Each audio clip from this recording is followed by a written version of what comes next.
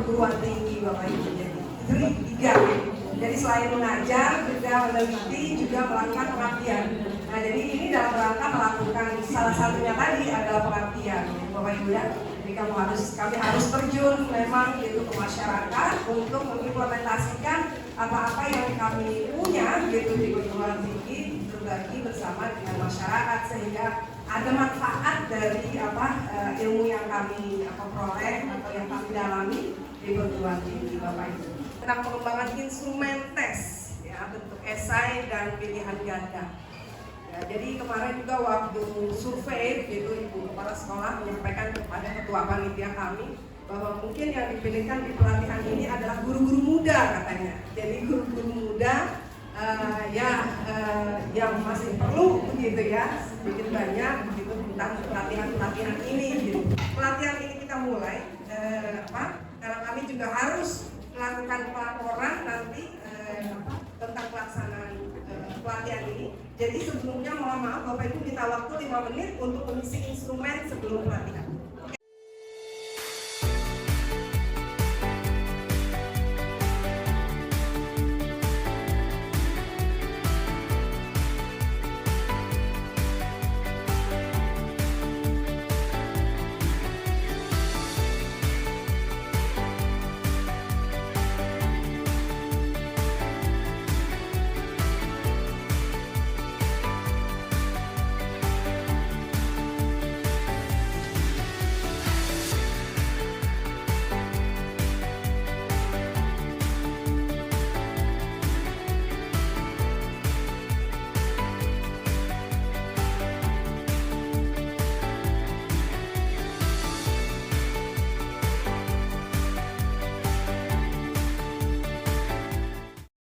Adalah juga menjadi tupoksi dari Bapak Ibu guru kan, karena Bapak Ibu guru juga sebagai guru memiliki kompetensi pedagogik yang merupakan salah satu kompetensi yang harus dimiliki guru selain kompetensi profesional, sosial dan kepribadian, gitu ya Bapak Ibu ya.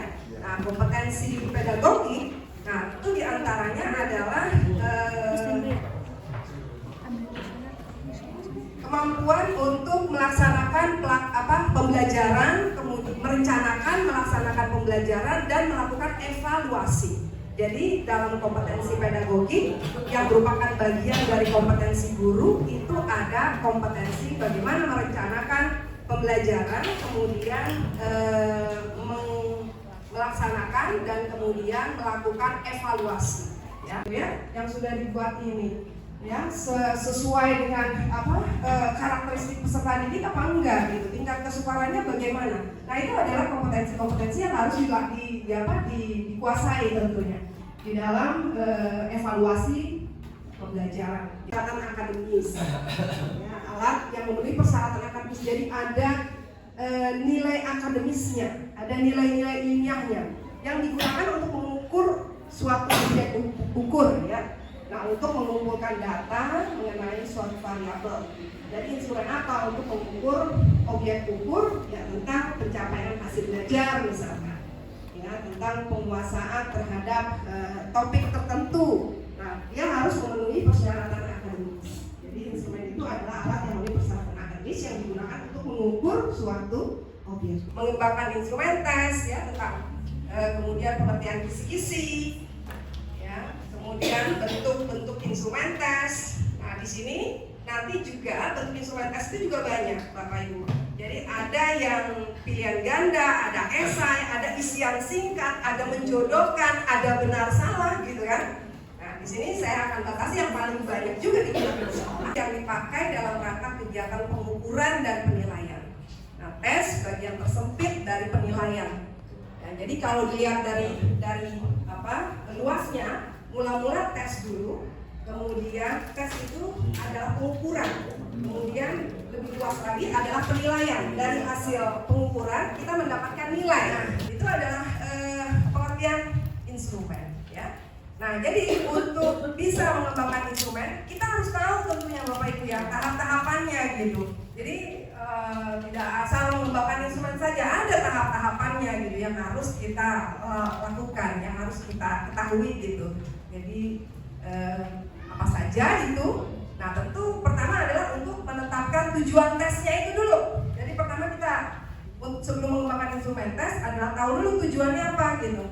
Tujuannya untuk buat tes formatif, tujuannya untuk buat tes sumatif, tujuannya buat tes ujian akhir kelas 3 gitu misalkan gitu ya. Atau misalkan tes untuk mengetahui penempatan misalkan. Ya tes untuk bisa diterima sebagai pegawai negeri. Nah, itu kan ada tujuannya. Nah, kemudian setelah kita tahu tujuan untuk apa dibuat tes itu yang pertama harus ada. Nah, kemudian kita melakukan analisis bagaimana begitu ya, lalu mengembangkan indikator. Nanti kita lihat juga kata kerja operasional dari indikator itu apa saja sih, gitu ya. Nah, kemudian menulis butir tes. Nah, ini di sini kita menyusun gitu butir-butir tes itu. Kemudian menelaah butir tes. Nah, menelaah ini itu yang tadi melihat validitas, reliabilitas, analisis butirnya, begitu ya, bias atau tidak butir-butirnya.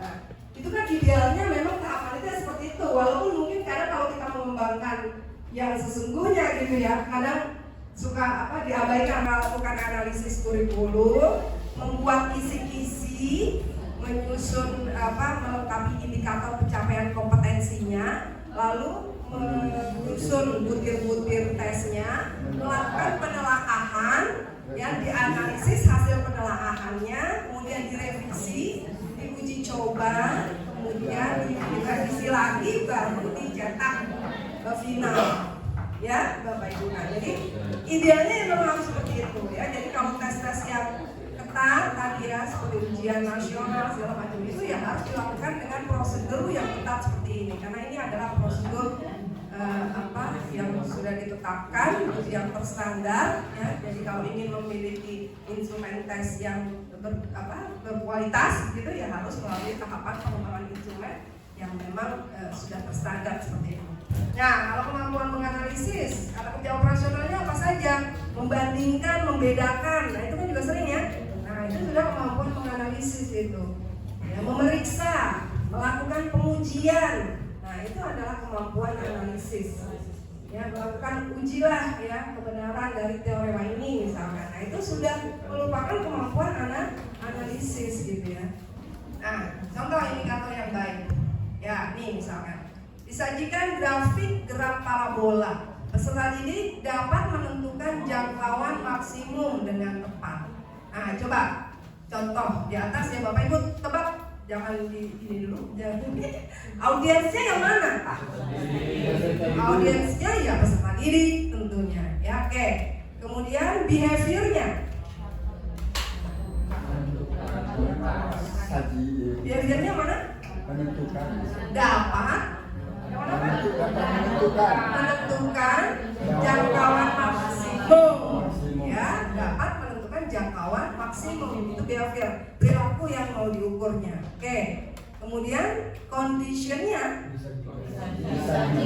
Nah, disajikan grafik gerak parabola. Nah, itu condition. Ya, jadi diberikan gambar, ya, diberikan suatu daerah misalkan dan sebagainya. Nah, itu adalah conditionnya. Oke, kemudian degree-nya dengan tepat, ya, atau dengan benar misalkan. Nah, itu ada. Nah, jadi indikator itu harus mencakup itu. Secara implisit tertuang di dalam satu pernyataan itu. Jadi dalam satu pernyataan itu kita bisa lihat mana yang audience, mana yang behavior, mana yang condition, dan mana yang degree. Kompetensi yang diperlukan di dalam proses pengembangan instrumen tes. Ya. Nah, baik. Sekarang kita akan lihat tentang instrumen tes. Ya. Tertulis kalau tes lisan, ya tes yang jawabannya diberikan dalam bentuk lisan, dan tes kinerja, tes yang jawabannya dinyatakan dalam bentuk ujuk kerja. Diperoleh dengan mudah dan cepat dan memiliki objektivitas yang tinggi. Nah, biasanya digunakan untuk berskala besar. Jadi untuk ujian yang lebih banyak melibatkan peserta tes kan akan lebih mudah juga menilainya lebih cepat apabila dengan menggunakan bentuk ada kunci jawaban dan ada pengecoh. Ya.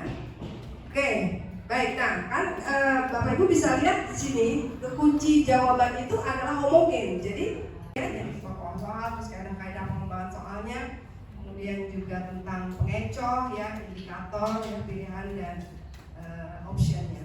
Oke, selanjutnya. Nah, tentu masing-masing tes itu mempunyai kelebihan dan kekurangan. Ya. Nah, kalau kelebihan tes pilihan ganda itu tadi bisa digunakan dalam lingkup materi yang luas dan juga digunakan untuk peserta tes dalam skala yang banyak gitu kan, yang besar gitu ya. Dan scoringnya juga cepat, mudah gitu ya kan, karena dalam maksud pasukan Excelnya cuma 1-0 aja gitu kan, pedoman penskorannya juga mudah gitu, dan memiliki objektivitas yang tinggi ya, karena jawabannya tidak ada yang lain, kalau nggak 1 ya 0 gitu. Jadi dia memiliki objektivitas yang tinggi. Jadi jelas itu adalah kelebihan dari tes pilihan ganda. Nah, kalau uraian di sini peserta tes memberikan jawaban melalui pengorganisasian ide ya, untuk memberikan deskripsi, jabaran, penjelasan, langkah-langkah, mekanisme, ya, prosedur secara tertulis sesuai pertanyaan tes. Nah, jadi peserta tesnya itu memberikan jawaban dengan mengorganisasikan ide sehingga memberikannya dalam bentuk deskripsi, jabaran, penjelasan, langkah-langkah, mekanisme, prosedur dan sebagainya. Ya. Nah, tes uraian ini dia mencakup tadi ada 2, yaitu uraian terbatas atau uraian objektif dan uraian bebas atau non objektif. Ya. Nah, keterbatasan untuk tes uraian terbatas ini dia mencakup format, isi, ruang lingkup. Biasanya untuk tes uraian objektif ini yang digunakan dalam bidang matematik Bapak Ibu, karena bersifat objektif, artinya dari uraiannya itu memang bisa diketahui benar atau salah gitu. Nah, di dalam matematik memang biasa kan siswa itu memberikan jawaban secara esai kan. Kalau untuk ujian akhir saja yang pilihan ganda, tapi untuk mengetahui dia sudah menguasai atau belum materi yang disampaikan pada tes-tes formatif kan umumnya diberikan dalam bentuk esai kan. Nah, jadi itu adalah termasuk tes esai uraian yang objektif atau terbatas. Ya.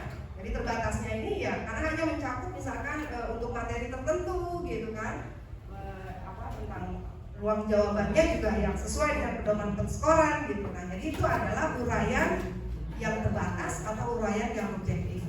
Berapa skornya sampai sini. Nah, itu adalah termasuk tes uraian objektif atau tes uraian terbatas yang banyak di bidang matematik dan sains ya Bapak Ibu ya. Dengan pilihan ganda di dalam penulisan soal tentu yang uraian lebih mudah, tetapi pilihan ganda lebih sukar. Tapi dalam aspek pokok bahasan uraian itu terbatas, nah pilihan ganda bisa lebih luas. Gitu. Aspek yang diukur per soal juga itu dapat lebih dari 1 di uraian, sementara di pilihan ganda hanya 1. Ya. Nah, kalau uraian itu juga dari persiapan peserta tes, itu penekanannya pada kedalaman materi. Nah, sementara kalau pilihan ganda itu lebih menekankan kepada keluasan materi. Materinya bisa bervariasi. Ya. Kemudian juga kecenderungan menebak itu di uraian tidak ada, tetapi di pilihan ganda ada. Ya, penskorannya skor di uraian itu lebih lama, kurang konsisten. Nah, sementara di pilihan ganda itu bisa lebih cepat, konsisten, dan objektif ya. Nah, jadi itu Bapak Ibu tentang pengembangan instrumen tes, pilihan ganda, dan uraian. Mudah-mudahan dengan sedikit pemahaman tentang ini, jadi bagi Bapak Ibu yang sudah tahu menjadi lebih paham gitu, yang belum tahu sekarang menjadi tahu begitu ya, harapannya seperti itu. Bahwa dalam mengembangkan instrumen itu ada kaidahnya, ada aturannya gitu ya. Nah, kemudian nanti yang akan menjadi tugas terstruktur dari Bapak Ibu terus ya. Nah, ini ya. Jadi setelah Bapak Ibu tahu tadi tentang pengembangan instrumen tes bentuk pilihan ganda dan soal, ini menjadi latihan soal yang harus Bapak Ibu kerjakan secara online dan dikumpulkan tadi melalui nanti dikumpulkan mana? Oh, ada. Kenapa Pak? Nah, 3 soal ini nanti Bapak Ibu kerjakan. Jadi pertama buatkan kisi-kisi instrumen tes yang memuat 2 bentuk soal pilihan ganda dan esai terbatas, masing-masing 1 soal. Jadi artinya nomor 1 ini 2 soal, 1 pilihan ganda, 1 esai terbatas. Kisi-kisinya. Jadi kisi-kisinya aja. Kisi-kisi satu kisi-kisi itu, tapi dia memuat 2 soal, 1 PG, 1 esai gitu. Esainya esai terbatas. Lalu buat 2 soal tes pilihan ganda, di mana 1 soal memenuhi kaidah soal yang baik, 1 soal memenuhi kaidah soal yang kurang baik. Nah, jadi silakan Bapak Ibu bisa membuat soal yang kurang baik itu bagaimana gitu ya, ada kaidah-kaidah apa yang dilanggar di dalam soal itu gitu. Nah, jadi itu buat 2 soal tes pilihan ganda, yang 1 memenuhi kaidah soal yang baik, yang 1 kaidah soal yang kurang baik. Lalu buat 1 soal esai terbatas yang dilengkapi kunci jawaban dan pedoman penskoran. Nah, jadi 3 soal itu saja Bapak Ibu, tidak mudah, tidak susah ya, tidak susah, mudah terkalah ya. Jadi mudah. Nah, ini Bapak Ibu mempunyai tenggang waktu karena pelatihan ini kan 20 sampai 27. Jadi nanti berarti ada waktu seminggu. Bapak Ibu nanti bisa kumpulkan. Kalau jawaban latihan soal ini terkumpul, maka baru Bapak Ibu berhak atas sertifikat sebanyak 32 ya. Oke, baik Bapak Ibu, jadi itu untuk sesi latihan mengenai pengembangan instrumen tes bentuk esai dan pilihan ganda. Nah, ini sebenarnya waktu lebih ya. Oke. Ada pertanyaan? Bu, yang akan saya tanyakan itu sering saya alami ketika memberikan soal pada anak itu cenderung kurang waktu ya Bapak Ibu. Jadi kadang waktunya udah habis, misalkan anak banyak yang soal yang belum terjawab gitu ya. Adakah pedoman atau teknik mengenai waktu dalam pengerjaan istilah sebuah soal, mau esai atau PG gitu, sehingga tepat gitu waktu yang kita harapkan dengan yang bisa anak kerjakan? Karena kendalanya kalau matematika, kalau saya merasakan ya selalu ya ibu udah habis waktunya, misalkan seperti itu. Adakah teknik khusus seperti itu? Ya, Ibu kalau membuat soal gitu ya, Ibu coba dulu menjawab soal tersebut. Perbandingan jawaban yang Ibu berikan dengan jawaban siswa itu harus 1:3. Jadi artinya Ibu mengerjakan 1 menit, siswa itu 3 menit gitu. Kalau Ibu selesai 1 menit, maka 3 menit siswa itu bisa kerjakan. Jadi perbandingan 1:3. Jadi kalau misalkan 1 soal Ibu mau bisa jawab siswa ini dalam 30 menit, berarti Ibu harus bisa jawab soal yang Ibu buat 10 menit gitu. Jadi 1:3 gitu. Jadi kalau Ibu bisa jawab dalam waktu 10 menit soal yang Ibu buat, maka siswa bisa 30 menit gitu. Ada namanya literasi. Keterkaitan literasi dengan soal pilihan ganda. Nah, mungkin penempatannya apakah di atas atau di tengah atau dalam bentuk jawaban. Mungkin Ibu bisa menguraikannya. Terima kasih. Ya bisa Pak, diberikan di dalam stimulus juga bisa gitu ya. Kalau memang mau menuntut siswa untuk kemampuan tingkat tinggi tadi, literasinya diminta dalam bentuk jawabannya gitu. Jadi bisa-bisa saja ditempatkan di dalam bentuk stimulusnya atau responnya.